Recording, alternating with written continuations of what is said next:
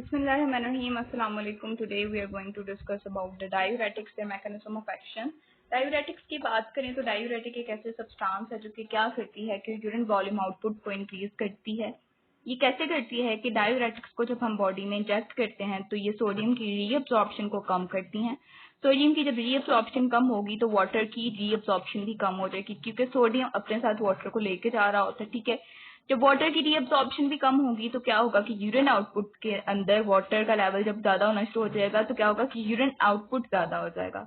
अब ये क्या होता है कि दो ऐसी कंडीशंस होती हैं जिनमें हम डायूरेटिक्स देते हैं, उसमें आता है एडिमा एंड हाइपरटेंशन। एडिमा में क्या होता है कि जब बॉडी फ्लूइड का लेवल जो है वो बॉडी में ज्यादा होना शुरू हो गया है तो हम डायूरेटिक्स देंगे, जहां पर यूरिन आउटपुट के जरिए वाटर जो है वो बॉडी से एक्सक्रीट होना शुरू हो जाएगा। और हाइपरटेंशन में क्या होता है कि हाइपरटेंशन में हमें पता है कि ब्लड वॉल्यूम क्या है, ज्यादा हो जाएगा। ब्लड वॉल्यूम ज्यादा हो जाएगा तो हम क्या करेंगे, बीपी ज्यादा हो जाएगा। हम क्या करेंगे, ये डायूरेटिक्स देंगे जो कि वाटर को रिमूव करेंगे। जब वाटर जो है वो बॉडी से एक्सक्रीट आउट होगा तो क्या होगा कि जो हाइपरटेंशन है वो भी जो है अपने नॉर्मल स्टेट की तरफ, बॉडी का जो ब्लड प्रेशर है वो जाना शुरू हो जाएगा।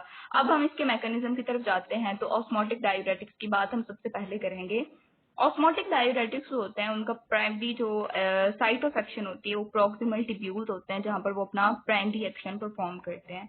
अब ये ऑस्मोटिक डायूरेटिक्स क्या करते हैं कि वाटर की रीअब्जॉर्प्शन को कम कर देते हैं। अब कैसे करते हैं कि फॉर एग्जांपल ये हमारे पास क्या है, बाउमन्स कैप्सूल, ठीक है, और ये ग्लोमेरुलस और फिर आगे से प्रॉक्सिमल टिब्यूल जो है वो स्टार्ट हो रही है। प्रॉक्सिमल टिब्यूल में इन्होंने अपना जो है वो सारा एक्शन परफॉर्म करना है। अब क्या हुआ है कि हमने ऑरली मैनिटोल भी एक ऑस्मोटिक डायूरेटिक के तौर पर एक्ट करता है, हमने मैनिटोल दिया है। मैनिटोल आगे ग्लोमेरुलर फिल्ट्रेट के थ्रू यहाँ पर प्रॉक्सिमल टिब्यूल में आ गया है। मैनिटोल का लेवल जो है वो ज्यादा आना शुरू हो गया। मैनिटोल जो होती है वो रीअब्जॉर्ब नहीं हो सकती, इस तरह यूरिया और सुक्रोज भी रीअब्जॉर्ब नहीं होंगे। तो इन प्रॉक्सिमल टिब्यूल्स में सल्यूट का लेवल ज्यादा होना शुरू हो जाएगा। तो ये क्या करेंगे कि वाटर को अपने अंदर रिटेन रखेंगे। वाटर को जब अपने अंदर रिटेन रखेंगे तो वाटर की रीअब्जॉर्प्शन नहीं होगी और वाटर ज्यादा जो है वो एक्सक्रीट होना शुरू हो जाएगा और यूरिन वॉल्यूम जो है वो बढ़ जाएगा। तो इसी तरह डायबिटीज मेलाइटिस में हमें पता है कि ग्लूकोज का लेवल जो है वो बॉडी में बढ़ना शुरू हो जाता है, और जब ग्लूकोज का लेवल बढ़ेगा तो वाटर रिटेन रखेगा, वाटर की रीअब्जॉर्प्शन कम होगी तो ज्यादा वाटर जो है वो यूरिन की फॉर्म में एक्सक्रीट होना शुरू हो जाएगा बॉडी में। अब इसकी कंपनसेशन कैसे की जाती है कि हम थर्स्ट मैकेनिज्म की जो है वो एक्टिवेशन होती है, और थर्स्ट मैकेनिज्म की एक्टिवेशन के थ्रू क्या होता है कि लार्ज वाटर इनटेक हम जो है वो पेशेंट्स करेंगे अगर, तो ये जो वाटर का लेवल जो है बॉडी में कम हुआ है उसको हम बैलेंस कर सकेंगे। अब हम बात करेंगे लूप डायूरेटिक्स की। तो लूप डायूरेटिक्स का जो प्राइमरी साइट है एक्शन परफॉर्म करने की वो है थिक असेंडिंग लूप ऑफ फैनले, जहां पर वो अपना प्राइमरी एक्शन परफॉर्म करते हैं। अब इसमें जो आती हैं उसमें फ्लोरोसेमाइड, एथोसुरेनिक एसिड एंड ब्यूमेटेनाइड, ठीक है। ये लूप डायूरेटिक्स क्या करती हैं, ब्लॉक कर देती हैं 1 सोडियम 2 क्लोराइड 1 पोटेशियम को ट्रांसपोर्टर को। और जब ये ब्लॉक करती हैं इसको तो ये कैसे अपना मैकेनिज्म परफॉर्म करती हैं कि ये सल्यूट की क्वांटिटी जो कि डिस्टल पार्ट ऑफ नेफ्रॉन को डिलीवर हो रही होती है उसको ज्यादा कर देते हैं और काउंटर करंट मल्टीप्लायर मैकेनिज्म को डिस्टर्ब करते हैं। अभी कैसे करते हैं मैं आपको बताती हूँ। अब देखें, अगर हम नॉर्मल इसके फंक्शन की बात करें तो ये है thick ascending limb of the loop of Henle, और यहाँ पर जो है वो 1 sodium 2 chloride 1 potassium cotransporter जो है वो मौजूद है इसकी ल्यूमिनल मेम्ब्रेन की तरफ। अब नॉर्मली क्या होगा, जब ग्लोमेरुलर फिल्ट्रेट यहाँ पर आ रहा होगा तो यहाँ पर से 2 क्लोराइड 1 सोडियम और 1 पोटेशियम इस ग्लोमेरुलर फिल्ट्रेट से प्रिंसिपल सेल्स की तरफ जाएंगे, इसको ट्रांसपोर्ट करेगा और फिर वो क्लोराइड और सोडियम ट्रांसपोर्टर के through sodium and chloride transporter के थ्रू रीनल मेडुलरी इंटरस्टिशियम में जाएंगे। ठीक है, रीनल मेडुलरी इंटरस्टिशियम में क्या होगा कि सल्यूट का लेवल ज्यादा होगा और जो वाटर की यहाँ पर कलेक्टिंग डक्ट में मौजूद वाटर है वो यहाँ से रीअब्सॉर्ब होना शुरू हो जाएगा। Counter client multiplier mechanism activate होगा और यहाँ पर क्योंकि सल्यूट का लेवल ज्यादा होना शुरू हो गया तो वाटर की रीअब्सॉर्प्शन ज्यादा हो जाएगी। अब ये लूप डायूरेटिक्स हमने दिए हैं पेशेंट को, और ये लूप डायूरेटिक्स जो है वो इस thick ascending limb of the loop of Henle के पास जाएंगे, इस ट्रांसपोर्टर को ब्लॉक करेंगे, और जब इस ट्रांसपोर्टर को ब्लॉक कर देंगे तो क्या होगा कि क्लोराइड सोडियम पोटेशियम ये मेडुलरी इंटरस्टिशियम में नहीं जाएंगे, जो सल्यूट की क्वांटिटी है वो ज्यादा नहीं होगी, यहाँ पर से वाटर अब्सॉर्ब नहीं होगा, काउंटर करंट मल्टीप्लायर मैकेनिज्म सारा डिस्टर्ब हो जाएगा और फिर क्या होगा कि ज्यादा वो जो वाटर है वो एक्सक्रीट होना शुरू हो जाएगा। ठीक है, और फिर जो यूरिन वॉल्यूम जो है वो ज्यादा हो जाएगा। तो इस तरह लूप डायूरेटिक्स जो है वो अपना एक्शन परफॉर्म करते हैं। इसके अलावा लूप डायूरेटिक्स जो हैं वो कंसंट्रेशन और डाइल्यूशन ऑफ यूरिन के मैकेनिज्म को भी डिस्टर्ब कर देते हैं। वो कैसे करते हैं? अगर हम डाइल्यूशन ऑफ यूरिन की बात करें तो वो उसको कैसे डिस्टर्ब कर रहे होते हैं कि वो हमें पहले पता है कि सोडियम और क्लोराइड की अब्जॉर्प्शन को जो है वो डिस्टर्ब कर रहे हैं। सोडियम और क्लोराइड की रीअब्जॉर्प्शन जब इनहिबिट होगी तो हमें पता है कि ज्यादा सल्यूट एक्सक्रीट होना शुरू हो जाएगा।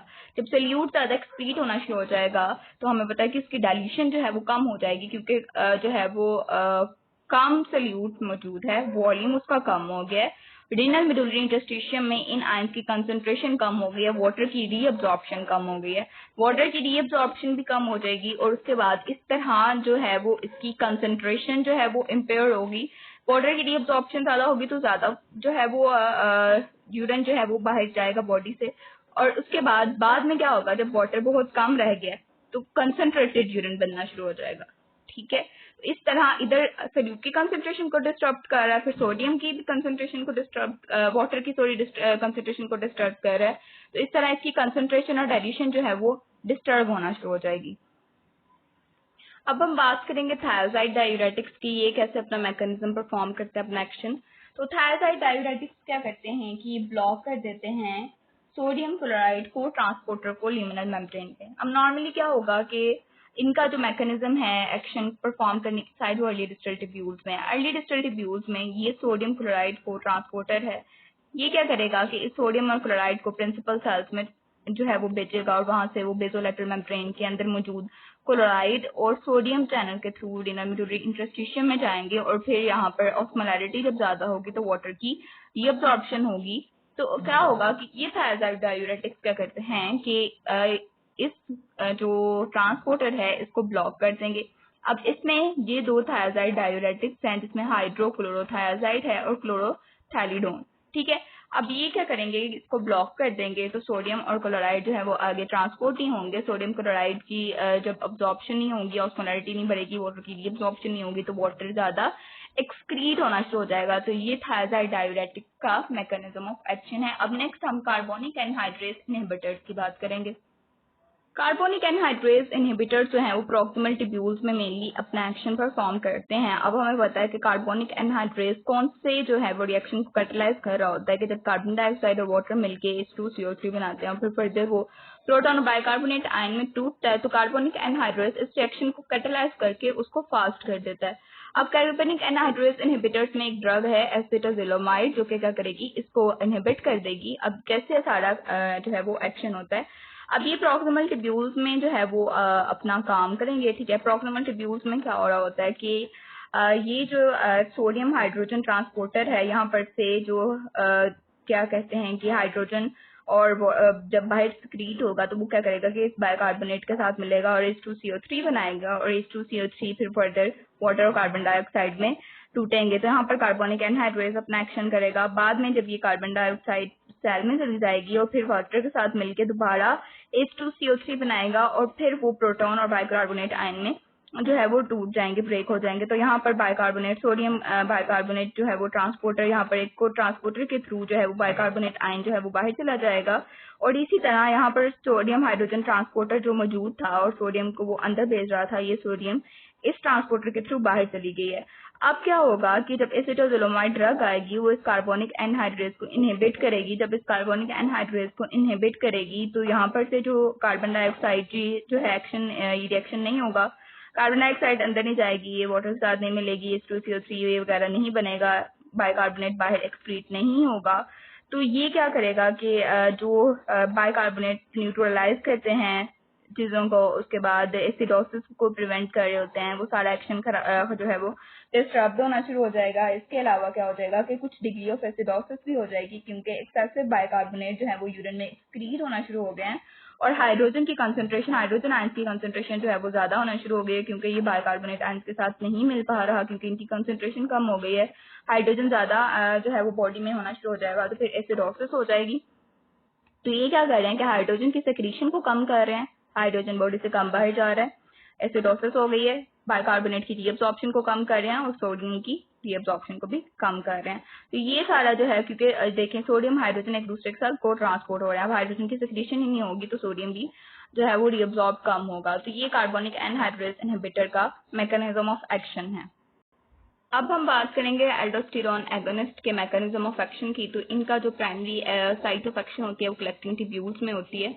अब इसके अंदर दो जो है वो ड्रग्स आ रही होती हैं, एक होता है स्पाइरोलेक्टोन और जो है एप्लेरिनोन। अब ये क्या करते हैं कि कलेक्टिंग डक्ट में अपना एक्शन परफॉर्म करते हैं। अब कलेक्टिंग डक्ट में हमें पता है कि इसकी जो ल्यूमिनल मेम्ब्रेन है, यहाँ पर दो चैनल्स हैं, एक पोटेशियम चैनल है, ठीक है, और एक सोडियम चैनल है। क्या करेगा ये यहाँ पर सोडियम जो मौजूद है इस कलेक्टिंग डक्ट में, ये इस सोडियम ट्रांसपोर्टर के थ्रू जो है वो इस प्रिंसिपल सेल में आ जाएगी और फिर सोडियम एटीपेज पंप जो है उसके थ्रू जो है वो बाहर चली जाएगी। अब यहाँ पर हमें पता है कि जब सोडियम जो है वो रीअब्सॉर्ब होना शुरू हो गया तो यहाँ पर पॉजिटिव चार्ज की कमी होना शुरू हो गई है। पॉजिटिव चार्ज की कमी होना शुरू हो जाएगी तो यहाँ पर नेगेटिविटी आ जाएगी। जब नेगेटिविटी आएगी तो यहाँ पर जो मौजूद पोटेशियम है वो सेक्रीट होना शुरू हो जाएगा कलेक्टिंग ट्यूब्यूल्स में, ठीक है। अब ये नॉर्मल एक्शन था। अब हमें पता है कि जो एल्डोस्टेरॉन है वो क्या करता है, वो आएगा, ठीक है, और वो इस मिनरलोकॉर्टिकॉइड यहाँ पर एक रिसेप्टर मौजूद होगा उसके साथ मिलके एक कॉम्प्लेक्स बनाएगा। वो कॉम्प्लेक्स क्या करेगा, जब न्यूक्लियस के अंदर जाएगा तो ट्रांसक्रिप्शन करेगा, ठीक है, मैसेंजर आरएनए बनेगा और मैसेंजर आरएनए फर्दर जो है वो इस पोटेशियम और सोडियम चैनल्स की जो है वो फॉर्मेशन करना शुरू कर देगा। जब पोटेशियम और सोडियम चैनल्स बनेंगे तो क्या होगा कि मजीद ये सारा जो है प्रोसीजर जो मैंने आपको पहले बताया वो ज्यादा से ज्यादा होना शुरू हो जाएगा। अब क्या होता है कि ये जो एल्डोस्टेरॉन एंटागोनिस्ट हैं, स्पाइरोलेक्टोन और एप्लेरिनोन, ये आएंगे, ठीक है। ये क्या करेंगे कि भाई अच्छा ठहर, जो तुम जो बड़े मजे से अपना एक्शन कर रहे हो हम तुम बताते हैं। तो ये क्या करेंगे, एल्डोस्टेरॉन एंटागोनिस्ट आएंगे और आके इस मिनरलोकॉर्टिकॉइड रिसेप्टर के साथ बाइंड कर देंगे, कम्पिटिटिव इनहिबिशन कर देंगे इसकी। जब इसकी कम्पिटिटिव इनहिबिशन हो जाएगी तो मैसेंजर आरएनए और ट्रांसक्रिप्शन नहीं बनेगी, एल्डोस्टेरॉन नहीं बनेगा और ये जो फर्दर इन प्रोटीन की फॉर्मेशन थी वो कम होना शुरू हो जाएगी। इन प्रोटीन की फॉर्मेशन कम होना शुरू हो जाएगी तो क्या होगा कि सोडियम जो है वो उसकी रीअब्सॉर्प्शन नहीं होगी, पोटेशियम की सेक्रीशन नहीं होगी। तो क्या होगा, जब पोटेशियम की सेक्रेशन नहीं हो रही, सोडियम की रीअब्सॉर्प्शन नहीं हो रही, सोडियम जो है वो सेक्रीट होना शुरू हो गया। Potassium sparing diuretics, potassium secrete नहीं हो रहा, पोटेशियम बॉडी में रिटेन होना शुरू हो गया। तो इसको हम कहते हैं पोटेशियम स्पेयरिंग डायूरेटिक्स, यानी ये पोटेशियम को स्पेयर कर रहे हैं, उसको जो है वो सेक्रीट होने से रोक रहे हैं। तो ये एल्डोस्टेरॉन एंटागोनिस्ट का मैकेनिज्म ऑफ एक्शन था। अब नेक्स्ट हम बात करते हैं सोडियम चैनल ब्लॉकर्स की। अच्छा, अब सोडियम चैनल ब्लॉकर्स की बात करें तो ये भी कलेक्टिंग ट्यूब्यूल्स में जो है वो अपना एक्शन परफॉर्म करते हैं। इनका एक्शन सिमिलर होता है टू स्पाइरोलेक्टोन, ठीक है, स्पाइरोलेक्टोन की तरह जो है वो ये अपना एक्शन परफॉर्म करते हैं। अब ये कैसे करते हैं कि ये भी डिक्रीज करते हैं सोडियम पोटेशियम एटीपेज पंप की एक्टिविटी को। उसकी एक्टिविटी को जब भी डिक्रीज करेंगे तो सोडियम की जो रीअब्सॉर्प्शन है वो खत्म हो जाएगी, ठीक है। इसी तरह पोटेशियम की सिक्रीशन कम होना शुरू हो जाएगी फिर। तो ये पोटेशियम स्पेयरिंग डायूरेटिक्स के तौर पर एक्ट करते हैं और इसमें दो आती हैं, एक आता है ट्राइमेट्रोन और एमिलोराइड, ठीक है। तो ये जो दो हैं ये सोडियम चैनल ब्लॉकर्स के तौर पर एक्ट करते हैं। अब नेक्स्ट हम किडनी डिजीजेस की बात करते हैं। Kidney disease most important cause of death है, ठीक है। अब इसमें दो तरह के किडनी डिजीजेस आते हैं, एक आता है एक्यूट रीनल फेलियर, एक आता है chronic renal failure. Acute renal failure में क्या होता है कि अचानक जो है वो अपना किडनी अपना एक्शन परफॉर्म करना स्टॉप कर गई है, अब्रप्टली स्टॉप वर्किंग, और फिर क्या होगा कि अचानक जो है वो रीनल फेलियर हो जाएगा। क्रॉनिक रीनल फेलियर में क्या होता है कि प्रोग्रेसिवली आहिस्ता आहिस्ता जो फंक्शनिंग नेफ्रॉन्स हैं वो अपना एक्शन जो है वो उनका कम होता जाएगा। जब उनका एक्शन कम होता जाएगा आहिस्ता आहिस्ता तो क्रॉनिक रीनल फेलियर यानी प्रोग्रेसिव उनकी डेटोरेशन हो जाएगी। अब हम एक्यूट रीनल फेलियर की जो है वो डिफरेंट कंडीशंस को पढ़ते हैं और किस किस वजह से होती है उसको हम स्टार्ट करते हैं। तो एक्यूट रीनल फेलियर में एक प्री रीनल एक्यूट फेलियर होता है, एक इंट्रा रीनल एक्यूट फेलियर होता है, एक पोस्ट रीनल एक्यूट फेलियर होता है। अब pre renal acute failure name से ही जाहिर है इट्स प्री रीनल, यानी किडनी से पहले किसी भी वजह से जो है वो किडनी के फंक्शन में जो है वो खराबी आ रही है। जहाँ तो वो ब्लड सप्लाई कम होना शुरू हो गई है, ठीक है, ये प्री रीनल है ना, यानी आउटसाइड द किडनी जो ब्लड सप्लाई ब्लड वेसल्स आ रही थी वो अपना ब्लड जो है वो किडनी को डिलीवर नहीं कर रही। हार्ट फेलियर की वजह से जो है वो भी प्रॉपर ब्लड सप्लाई जो है नहीं मिल रही, उसकी कार्डिक आउटपुट कम हो गया, ब्लड प्रेशर हो गया, या फिर स्वेयर हेमरेज हो गया। स्वेयर हेमरेज में भी क्या होगा कि जो है वो किडनी अपना एक्शन जो है वो परफॉर्म नहीं कर पाएगी जब उसको ब्लड सप्लाई प्रॉपर नहीं मिलेगी, क्योंकि ब्लड का लॉस बहुत ज्यादा हो गया है। तो प्री रीनल एक्यूट फेलियर हो जाएगा। Intra renal acute failure name से जाहिर है कि abnormalities originate with in the kidney, ठीक है, किडनी के अंदर कोई मसला आ गया है, या तो ब्लड वेसल्स में आ गया, ग्लोमेरुलस में आ गया, टिब्यूल्स में आ गया, मसला विद इन द किडनी है। अब पोस्ट रिनल एक्यूट फेलियर में क्या होगा कि ऑब्स्ट्रक्शन होगी आउटसाइड द किडनी, किडनी से आगे यानी ऑब्स्ट्रक्शन हो जाएगी यूरिनरी कलेक्टिंग सिस्टम में। हमें पता है कि किडनी से यूरेटर्स निकलते हैं, फिर आगे वो ब्लैडर में, फिर यूरेथ्रा, और उसमें अगर कोई ऑब्स्ट्रक्शन आ गई है, कोई किडनी स्टोन बन गया यूरेटर के अंदर, और फिर जो है वो प्रॉपर यूरिन का आउटफ्लो जो है वो डिस्टर्ब हो रहा है, तो post renal acute renal failure, post renal acute renal failure हम इसको बोलते हैं। अब ये 3 कंडीशंस है। अब हम नॉर्मली किडनी के ब्लड सप्लाई की बात करें अगर, तो नॉर्मली 1100 ml पर मिनट जो है वो किडनी को ब्लड मिल रहा होता है, और उसमें ये 20-25% कार्डिक आउटपुट होता है टोटल। ये हाई ब्लड फ्लो किस लिए दिया जाता है? ताकि इफेक्टिव रेगुलेशन हो सके बॉडी फ्लूइड वॉल्यूम की और सल्यूट की कंसंट्रेशन की। अब अगर किसी भी वजह से रीनल ब्लड फ्लो कम हो जाए तो ग्लोमेरुलर फिल्ट्रेशन रेट जो है वो भी कम हो जाता है, और यूरिन आउटपुट ऑफ वाटर और सल्यूट वो भी कम हो जाएगा। जब जीएफआर कम हो जाएगा तो जाहिर सी बात है फिर वाटर सल्यूट का आउटपुट भी कम हो जाएगा। अब अचानक अगर रीनल ब्लड फ्लो बहुत ज्यादा कम हो गया कि कंपनसेशन उसकी बिल्कुल ही नहीं हो पा रही, तो एनयूरिया हो जाएगा, यानी कंप्लीट सिजेशन हो गई है। और अगर वो थोड़ा थोड़ा यानी कोलेक्ट्रल सर्कुलेशन के थ्रू थोड़ी कंपनसेशन हो रही है, यानी ब्लड सप्लाई दूसरी वेसल से उसको थोड़ी थोड़ी मिल रही है, तो मार्कली जो है वो सीज्ड हो जाएगी, थोड़ा सा मैकेनिज्म डिस्टर्ब होगा, इसको हम कहते हैं यानी यूरिन आउटपुट थोड़ा सा कम हो जाएगा, इसको हम कहेंगे ओलिगुरिया। और अगर कम्प्लीटली खत्म ही हो गया तो इसको हम कहेंगे एंड्यूरिया। अब रिकवरी में किन केसेस में रिकवरी हो सकती है? अगर 20 to 25% तक जो ब्लड फ्लो है वो है यानी मिल रहा है, और यानी इससे थोड़ा सा नीचे नहीं गया, तो इस्कीमिया को रिकवर किया जा सकता है। कुछ टिश्यूज जो होते हैं उनके अंदर इतनी कैपेबिलिटी होती है कि वो इस्कीमिया को इंड्योर कर सकते हैं। अब वो कैसे करते हैं कि हमें पता है कि हमने पढ़ा था कि अगर ब्लड फ्लो ज्यादा है तो क्या होगा कि ग्लोमेरुलर फिल्ट्रेशन रेट भी ज्यादा होगा, और जो है वो इफेक्टिव यूरिन आउटपुट भी ज्यादा होगा। अब ब्लड फ्लो ही कम हो गया, ग्लोमेरुलर फिल्ट्रेशन रेट भी कम हो जाएगा, सोडियम क्लोराइड फिल्टर जो ग्लोमेरुलस कर रहा था वो भी कम हो जाएंगे। अब इस सब के लिए हमें पता है एनर्जी चाहिए सोडियम क्लोराइड की फिल्ट्रेशन के लिए। अब जब फिल्ट्रेशन ही कम हो गई है, एनर्जी और ऑक्सीजन की कंजप्शन ही कम हो गई है, तो रीनल ट्यूब्यूलर सेल्स को एनर्जी जो उनके पास अवेलेबल है वो अपने सर्वाइवल में यूज करना शुरू कर देते हैं, और सोडियम क्लोराइड की फिल्ट्रेशन में कम यूज है, यानी वो फिल्ट्रेशन का रेट कम कर देते हैं, कम हो जाता है, और वो अपने सर्वाइवल में वो जो एनर्जी उनको फिल्ट्रेशन के लिए मिल रही थी उसके लिए यूज करना शुरू कर देते हैं, तो वो टिश्यू एंड्योर कर देते हैं। अगर इस्कीमिया बहुत ज्यादा देर तक रह रहा है, बहुत ज्यादा देर तक रह रहा है कि उनको एनर्जी वो भी नहीं मिल रही जो वो अपने सर्वाइवल के लिए यूज कर रहे थे, सोडियम क्लोराइड की फिल्ट्रेशन तो अलग, वो तो वैसे ही कम हो चुकी है, तो ये क्या करेंगे कि सेल हाइपोक्सिक होना शुरू हो जाएंगे और उनकी डेथ स्टार्ट हो जाएगी। तो इस्कीमिया लॉन्गर देर तक अगर रह जाए तो इट्स रियली डेंजरस। अब हम बात करेंगे इंट्रारीनल एक्यूट फेलियर की, तो इसमें 3 चीजें आती हैं। वो कंडीशन जो कि ग्लोमेरुलर कैपिलरीज को और ब्लड वेसल को डिस्टर्ब कर रही हों, जो रीनल ट्यूबुलर एपिथेलियम को डैमेज कर रहा हो, ठीक है। एक तो ग्लोमेरुलस हो गया जो कि विद इन द किडनी है, रीनल ट्यूब्यूल्स भी विद इन द किडनी है, रीनल इंटरस्टिशियम का डैमेज कर रहा है। अब हमें पता है कि अगर ब्लड वेसल्स जो है वो डिस्टर्ब होंगी तो अल्टीमेटली रीनल ट्यूब्यूल्स के सेल्स को भी ऑक्सीजन नहीं मिलेगी, तो ये दोनों इंडिपेंडेंट हैं, ठीक है, इंटरडिपेंडेंट है कि अगर इसको डैमेज होगा तो रीनल ट्यूब्यूल्स डैमेज होंगे, रीनल ट्यूब्यूल्स को डैमेज होगा तो ऑफ कोर्स ग्लोमेरुलर कैपिलरीज और ब्लड वेसल्स भी डैमेज होंगी। अब हम बात करते हैं नेक्स्ट ग्लोमेरुलोनेफ्राइटिस के बारे में। ग्लोमेरुलोनेफ्राइटिस में क्या होता है? ये एक ऐसी कंडीशन है जिसके अंदर इम्यून रिएक्शंस जो होते हैं वो एबनॉर्मल हो जाते हैं, यानी जो इम्यून रिएक्शंस हो रहे हैं वो बॉडी को प्रिवेंट करने के बजाय उल्टा बॉडी को ही नुकसान देना शुरू कर देते हैं, और ये इंट्रारीनल एक्यूट फेलियर की एक टाइप है। अब अगर किसी को थ्रोट इन्फेक्शन हो गया, टॉन्सिलाइटिस हो गया, स्किन का इन्फेक्शन हो गया है, किस वजह से कि ग्रुप ए बीटा स्ट्रेप्टोकोकाई की वजह से ये सारे इन्फेक्शन हो गए। अब हमें पता है कि बॉडी से एंटीबॉडीज सेक्रीट होंगी, वो इनके साथ रिएक्ट करेंगी और एंटीजन एंटीबॉडी कॉम्प्लेक्स बन जाएगा। एंटीजन एंटीबॉडी कॉम्प्लेक्स क्या करेगा कि वो एक इनसॉल्युबल कॉम्प्लेक्स बनना शुरू हो जाएगा, और जब वो ग्लोमेरुलस के पास आएगा फिल्ट्रेशन होना शुरू होगी, जब उसको बॉडी अपने अंदर से खत्म निकालना शुरू चाहेगी, ठीक है, और वो ग्लोमेरुलस के पास आएगा तो इतना लार्ज होता है कि ग्लोमेरुलस के अंदर मौजूद जो पोर्स होते हैं वो इसको बाहर नहीं निकाल पाते, तो इंटरैप्ट हो जाता है ग्लोमेरुलस के अंदर, उसकी बेसमेंट मेम्ब्रेन के अंदर।